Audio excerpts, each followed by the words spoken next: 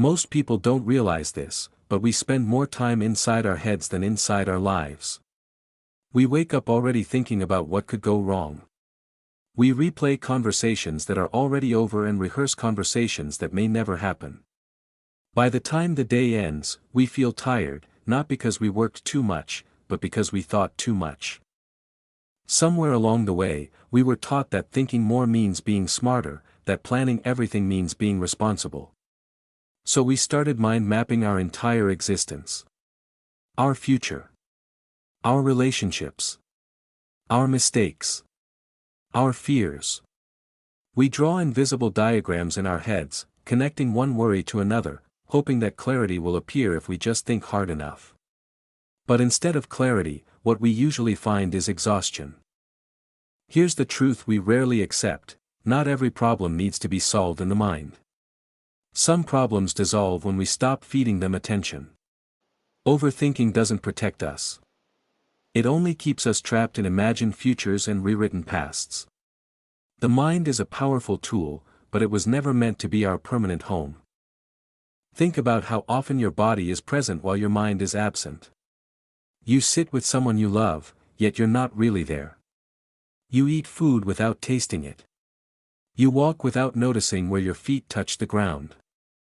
Life keeps happening quietly, while your thoughts shout over it. This is how we miss our own lives. Being mindful is not about becoming calm all the time or removing thoughts completely. It's about learning to sit with reality as it is, without constantly trying to change it in your head. Mindfulness is noticing that you are breathing, noticing that a thought has appeared, noticing that an emotion is rising, and allowing all of it to exist without immediately reacting. A thought is just a thought.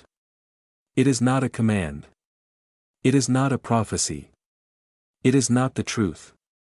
Yet we treat every thought like an emergency. We rush to analyze it, judge it, and fix it.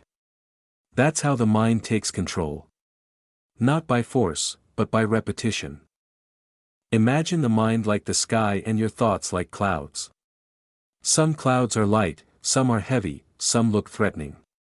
But the sky never tries to chase them away. It simply allows them to pass. You are the sky, not the clouds. When you understand this, something softens inside you.